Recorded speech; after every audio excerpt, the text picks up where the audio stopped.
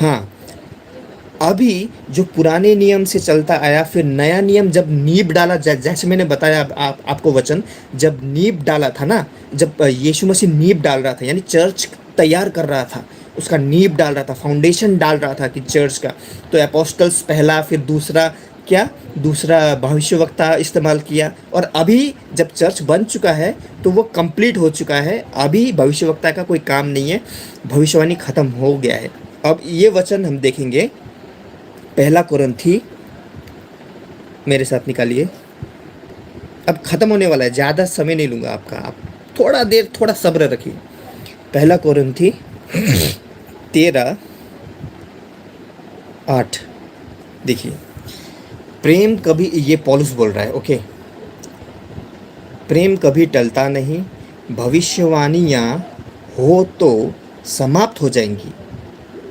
अभी इस समय भविष्यवाणी समाप्त नहीं हुआ था, जब पौलुस लिख रहा था इस समय ये चर्च, अभी चर्च जस्ट नींव डाला ही गया था, चर्च, नहीं नहीं, नींव डाल के ऑलमोस्ट, क्या बोलते हैं, ये भविष्यवाणी ऑलमोस्ट ख़त्म होने ही वाला था ये आशीष, क्योंकि इसका काम नहीं रहा ना, इसका काम कंप्लीट हो गया। हाँ, ताकि देखिए, यीशु ने भविष्यवाणी का जो नींव के टाइम में यीशु मसीह ने ये भविष्यवाणी का वरदान क्यों दिया था, क्यों चर्च बनाने के लिए ये नींव के रूप में क्यों इस्तेमाल किया था, ताकि लोग जो यहूदी हैं, दूसरे यहूदी, वो लोग जान पाए। क्योंकि देखिए, यहूदी चिन्ह के खोज में रहते हैं, क्योंकि यहूदियों के लिए ये क्या था, एक चिन्ह था। हाँ, यहूदियों के लिए चिन्ह था कि वही यहोवा परमेश्वर बातें कर रहा है उनसे। तो यहूदियों के लिए था ये एक्चुअली, ये भविष्यवाणियाँ, ये सब चिन्ह था, ये चिन्ह के रूप में था, ओके, यहूदियों के लिए, हमारे लिए नहीं, हम तो अन्य जाति हैं, हम तो पत्थर, क्या क्या क्या क्या पूछते थे, ओके, यानी हमारे पूर्वज। तो ये यहूदियों के लिए था, ये चिन्ह के रूप में था। तो यहाँ पर ख़त्म होने वाला था, क्योंकि बहुत सी यहूदियों ने विश्वास कर लिया था, चर्च बनने लग गए, चर्च बन चुका था, चर्च कंप्लीट हो चुका था। हाँ, तो यहाँ पर पौलुस क्या बोल रहा है, भविष्यवाणियाँ हो तो समाप्त हो जाएंगी, भविष्यवाणियाँ समाप्त हो जाएगा, भाषाएं हो तो जाती रहेंगी। जो अन्य अन्य, देखिए, अन्य भाषा और अन्य अन्य भाषा दो अलग चीज़ें, इन दोनों को मिक्स मत करना, ठीक है। अन्य भाषा, जैसे मैं भी अन्य भाषा में बातें करता हूँ, आप में से कई लोग भी करते हैं अन्य अन्य भाषा में, ओके। जैसे मैं अभी हिंदी, मेरा मातृभाषा नेपाली है, मैं हिंदी में बातें कर रहा हूँ, तो ये अन्य भाषा है मेरे लिए ये अन्य भाषा है, ओके। अन्य भाषा और अन्य अन्य भाषा को मिक्स मत करना। आज जो लोग लापरवाह करते हैं ना, ये कोई वरदान नहीं है, इससे परमेश्वर का कोई काम नहीं होता, ओके, ये सब व्यर्थ है। ये क्यों है, ये दूसरा टॉपिक है, इसमें मैं डिटेल्स में आपको बाद में बताऊंगा। खैर, तो यीशु मसीह ने अन्य अन्य भाषा बोलने का वरदान दिया था, ताकि चेले अलग अलग देश में जाएं, और वहाँ की लोकल लैंग्वेज, जैसे थॉमस आया था भारत में, और भारत में सीधा आते उसने परमेश्वर का काम कैसे किया, वो तो यहूदी था, उसको हिंदी थोड़ी आता था, या तो उस वक्त अगर संस्कृत भी बोली जाती तो संस्कृत थोड़ी आता था उसको, आते ही उसने प्रचार करना स्टार्ट कर दिया। कैसे, ये अन्य अन्य भाषा का वरदान था। आबाला बसाबा और अन्य अन्य भाषा को आप मिक्स मत करना। हाँ, तो वो वाला अन्य अन्य भाषा का वरदान भी ख़त्म हो गया था।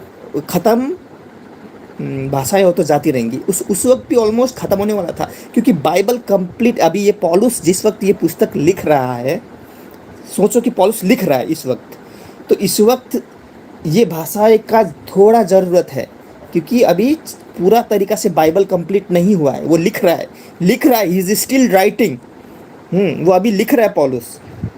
तो जब पौलुस लिख रहा है तो बाइबल कंप्लीट नहीं हुआ है, तो अन्य अन्य भाषा, जैसे मैं अभी हिंदी में बोल रहा हूँ, ये सब वरदानों का आशीष परमेश्वर ने क्यों दिया, ताकि परमेश्वर का, जब तक बाइबल कंप्लीट नहीं होता, परमेश्वर का काम होता रहे, प्रचार होता रहे, अलग अलग भाषाओं में भी, अलग अलग जगहों में भी होता रहे। और जो भविष्यवाणियाँ हैं ये भी, जब तक बाइबल कंप्लीट नहीं हुआ था, जब तक, क्योंकि प्रकाशित वाक्य की पुस्तक इस वक्त तक जब पौलुस लिख रहा है, वो नहीं लिखी गई थी, कंप्लीट नहीं हुआ था। तो उस वक्त तक जरूरी था अन्य अन्य भाषा और भविष्यवाणियाँ करना, क्योंकि यहूदियों के लिए चिन्ह था, जैसे हमने देखा ना पहले चिन्ह, वो चिन्ह के रूप में था, ये जो वरदान था। ओके, मेरा आवाज़ तो सही सही है ना? ओके, यदि मेरा आवाज़ नहीं होगा सही तो बता देना। पसीना पसीना आ रहा है, कुछ ज़्यादा ही बोल रहा हूँ। खैर, परमेश्वर का महिमा हो, परमेश्वर का काम होना चाहिए। तो भाषाएं हो तो जाती रहेंगी। तो इस वक्त तक पौलुस लिख रहा है, इस वक्त तक ज़रूरत है अन्य भाषा का, अन्य अन्य भाषा का, ताकि परमेश्वर का काम हो, प्रचार हो। और इस वक्त तक ज़रूरी है भविष्यवाणियाँ करना भी ज़रूरी था, ये वरदान भी, ताकि प्रचार हो, यहूदी पहचान ले कि अरे ये तो एक चिन्ह है, क्योंकि ये भविष्यवाणी करना एक चिन्ह था यहूदियों के लिए, ताकि वही यहोवा परमेश्वर बातें कर रहा है। हमने देखा वचन आगे ना पहले।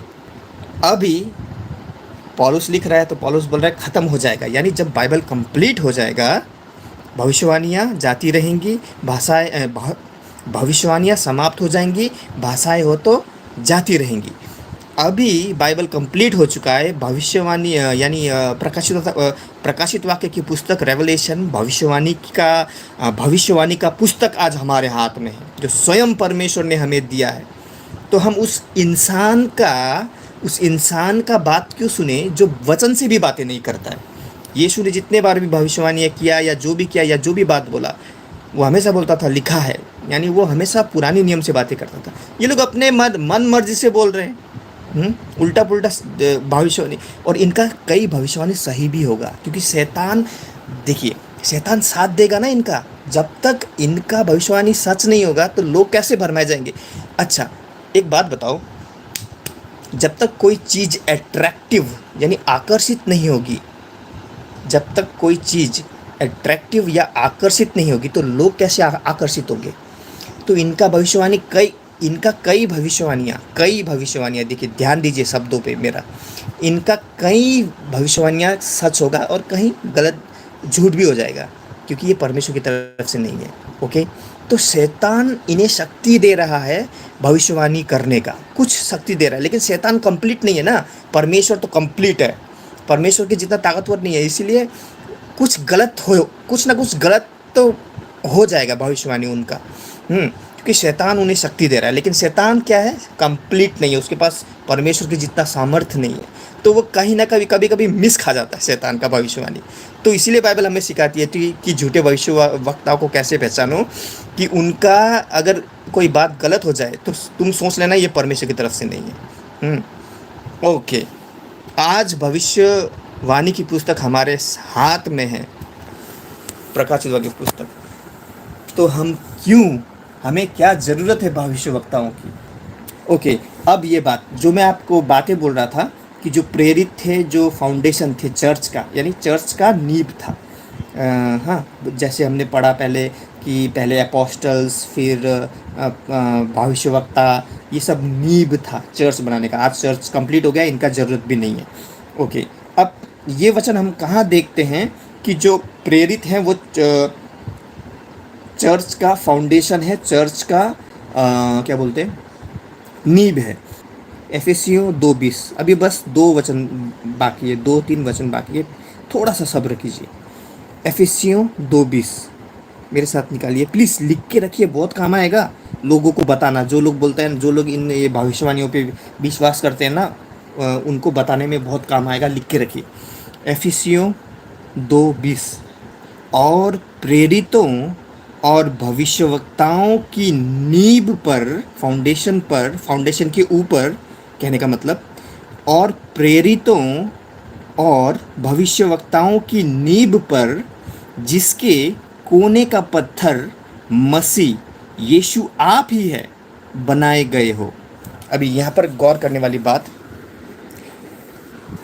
जो चर्च बनाया गया है ना, जो चर्च, वो प्रेरितों और भविष्यवक्ताओं की नींव पर बनाया गया है। और नींव, जो फाउंडेशन, घर बनाते वक्त जो अंदर का जो नीचे जो बेस होता है, जो फाउंडेशन होता है, जो नींव होता है, वो घर बनाते वक्त प्रेरितों और भविष्यवक्ताओं का जो नींव पर चर्च बनाया गया है, यानी उनका इस्तेमाल करते हुए चर्च बनाया गया है। और ये हम जानते भी हैं ना, 12 चेलों को चुना, फिर जो भविष्यवक्ताओं की बातों को भी ऐड किया है, तो ऐसे करके चर्च बना है। ऐसे करके यानी चर्च का फाउंडेशन बना है, फाउंडेशन जो नीचे घर के नीचे रहता है, जिसके कोने का पत्थर मसीह यीशु आप है, यानी स्ट्रांग पत्थर यीशु आप है कलीसिया का स्ट्रांग पत्थर है यीशु, स्ट्रांग खंबा है यानी मजबूत खंबा है कलीसिया का। अभी एक बात बताइए, जब आप घर बनाते हैं नींव कितने बार डालते हैं? वही बात पूछ रहा हूँ मैं, नींव कितने बार डालते हैं? 1 बार, 2 बार, 3 बार, 10 बार, 1000 बार? घर जब बनता है तब नींव 1 बार डलता है। तो बाइबल यहाँ बोल रहा है कि प्रेरितों और भविष्यवक्ताओं की नींव पर चर्च बना है। अब बार बार तो नींव नहीं डाला जाएगा ना, तो नींव का शब्द क्यों इस्तेमाल किया यहाँ पर?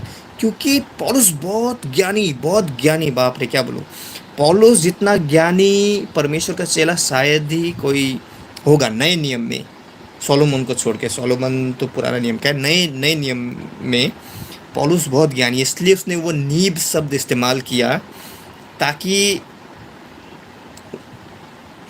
इसे कैसे समझाऊं, ताकि उसका फिर से इस्तेमाल ना हो आगे जाके। लेकिन आज भी लोग फिर से इस्तेमाल कर रहे हैं, क्योंकि नींव 1 बार डाला जाता है, बार बार नहीं डाला जाता घर बनाते वक्त। हाँ, ये वचन लिख के रखिए, एफिसियों 2:20। ओके, अभी ज़्यादा नहीं, अभी 2 वचन है, बस 2 वचन। यूहन्ना 14, यूहन्ना 14, 1, 2, 3। देखिए, आदि में वचन था और वचन परमेश्वर के साथ था और वचन परमेश्वर था। जरा गौर कीजिए। आप बोल रहे होंगे ये वचन तो पता है, क्या बता रहे हो मेरे को, लेकिन सुनो, ध्यान, गौर करो, थोड़ा सा गौर, एकदम ध्यान से कान खुले रख के। आदि में वचन था, वचन और वचन परमेश्वर के साथ था, और वचन कौन था? वचन परमेश्वर था। वचन कौन है? वचन कौन है? जल्दी कमेंट कीजिए, जल्दी, क्योंकि अब ख़त्म होने वाला है, अभी मैं ख़त्म करने वाला हूँ। वचन कौन है? प्रभु यीशु मसीह। यस, खाली आपको ही पता है। आकाश भाई, केवल आपको पता है? ओके, IXTUS, ये मुझे पता नहीं है, लेकिन ये भाई भी बोल रहे हैं यीशु मसीह। ओके, अभी देखिए, एकदम गहरी बात है। ओके, बहुत लोग कमेंट कर रहे हैं, धन्यवाद। प्रभु यीशु मसीह आप सबको ज्ञान में बढ़ाए। अभी देखिए, वचन है परमेश्वर, और वचन कौन है? अभी यीशु, ये वचन मैंने शायद पिछले लाइव में भी बताया था। वचन यीशु मसीह है, और यीशु मसीह का जेरोक्स यानी हमारे पास आज है। वो क्या है? यीशु मसीह का जेरोक्स आज हमारे पास है, यानी यीशु मसीह आज हमारे रूप में आज हमारे साथ में मौजूद हैं। यीशु मसीह आज हमारे साथ मौजूद हैं अभी भी, वचनों के द्वारा। रुको, मैं आपको दिखाता हूँ, जस्ट अ मिनट। मुझे अरे बाप रे, बहुत ज़ोर से शॉर्ट टॉयलेट जाने का मन कर रहा है, लंबा वाला नहीं, शॉर्ट। लेकिन थोड़ा वेट करो, मैं ये ख़त्म करके ही टॉयलेट जाऊँगा। अरे बाप रे। कॉमेडी भी करते हैं भैया बीच बीच में। ओके, परमेश्वर का वचन यीशु है, और उसका यीशु मसीह का जेरोक्स वचन, जेरोक्स कॉपी बाइबल है। परमेश्वर का वचन बाइबल, यानी यीशु मसीह का जेरोक्स कॉपी आज हमारे पास है। एक ये मतलब यीशु मसीह ही हमारे साथ मौजूद हैं, लेकिन किस रूप में? पुस्तक के रूप में आज यीशु मसीह हमारे साथ मौजूद है। पुस्तक के रूप में आज यीशु मसीह हमारे साथ है। क्या चमक रहा है, देखो तो। अरे बाप रे, ऐसा लग रहा है वचन से एकदम रोशनी आ रही है। आज यीशु मसीह वचन के रूप में हमारे साथ मौजूद है। अब यहाँ पर अभी यहाँ पर पकड़ने वाली बात क्या है बताऊँ? अभी यहाँ पर पकड़ने वाली बात, आज जो अपने आप को प्रॉफेट, अपोस्टल या जो भी बोलते हैं, वो वचनों से बात नहीं करते कभी भी, एक्स्ट्रा बोलेंगे। ये बाइबल का भविष्यवाणी है, उसमें से बात नहीं करेंगे। बाइबल का भविष्यवाणी में जो झूठे, मतलब आजकल जो अपने आप को प्रॉफिट बोलते हैं, वो आज बाइबल में से बात नहीं करते, इसका मतलब वो यीशु को नहीं मानते। मुंह से तो बोलते हैं प्रभु प्रभु, इसीलिए बोला गया है कि उस दिन बहुत लोग मुझसे कहेंगे कि हे प्रभु, मैंने तेरे लिए इतने बड़े बड़े काम किए, भविष्यवाणियाँ की मैंने, हाँ मैंने ये किया, मैं इतना प्रचार किया, चंगाई किया। लेकिन यीशु बोलेगा मैं तुम्हें नहीं जानता। हे कुकर्मियों, हे कुकर्मियों, मेरे पास से दूर हो जाओ। यीशु बोलेगा हे कुकर्मियों, मेरे पास से दूर हो जाओ। क्योंकि वो वचनों से बात नहीं करते। आदि में वचन था, वचन परमेश्वर था, वचन परमेश्वर था। ये परमेश्वर है, वचन परमेश्वर है और यीशु परमेश्वर है। और यीशु आज पुस्तक के रूप में आज हमारे साथ मौजूद है। और बाइबल से वो भविष्यवाणियाँ नहीं करते, और वचन से वो जो अपने आप को प्रॉफिट बोलते हैं, वो लोग वचन से भविष्यवाणियाँ नहीं बताते कि आज आगे आने वाला ऐसा ऐसा है, आगे आने वाला ऐसा है। वो अपना ही मन से, वचनों से नहीं। क्योंकि यीशु मसीह ने जितने बार भी भविष्यवाणियाँ किया, फिर से दोबारा दोहरा रहा हूँ उस बात को, यीशु मसीह हमेशा वचनों से बात करता था ना। लिखा है ऐसा ऐसा, लिखा है ऐसा ऐसा। ये क्या आजकल के जो प्रॉफिट जो वचनों से बात नहीं करते, और लिखा भी है ना कि अभी भी मैंने आपको वचन दिखाया कि वो व्यक्ति शापित होगा जो कुछ जोड़ेगा और जो घटाएगा इस भविष्यवाणी की पुस्तक से। तो वो अपना एक्स्ट्रा भविष्यवाणी कर रहे हैं। इसका मतलब वो लोग वचन से बात नहीं कर रहे, यानी बाइबल से बात नहीं कर रहे, वो जो अपने आप को भविष्यवक्ता कहते हैं। इसका मतलब वो लोग यीशु को विश्वास नहीं करते, केवल मुंह से प्रभु प्रभु कहते हैं, केवल मुंह से प्रभु प्रभु कहते हैं। ओके, अभी मैं ख़त्म करने वाला हूँ। अंतिम वचन पढ़ता हूँ और आज का ये शिक्षा मैं ख़त्म कर दूंगा। दूसरा पत्रस, मेरे साथ निकालिए, लिखिए, नोटिस लिखिए प्लीज़। ये काम आएगा, बहुत आपका पूरा ज़िंदगी काम आएगा। मैं आशीष भाई अगर बुलट भी गया तो आपके काम आएगा उन्हें जवाब देने के लिए। आप पहचान पाओगे झूठी शिक्षा, सच्ची शिक्षा कौन सी है, झूठी शिक्षा कौन सी है। आप पहचान पाओगे जो जो वचन बोला। मैं अंत में मैं सारा वचन बताऊंगा। देखा, मैं भी बहुत अटकता हूँ। जितनों ने मिस कर दिया है वचन, वो सब लिख देना मैंने कौन सा वचन बताया। ओके, अंतिम वचन, दूसरा पत्रस 2:1। और जिस प्रकार उन लोगों में झूठे भविष्यवक्ता थे, उसी प्रकार तुम में भी झूठे उपदेशक होंगे। झूठे शिक्षा देने वाले भी होंगे, झूठे उपदेशक होंगे, जो नाश करने वाले पाखंड करेंगे। ऐसा दिखाएंगे कि मैं बहुत धर्मी हूँ, लेकिन वो असल में होंगे नहीं।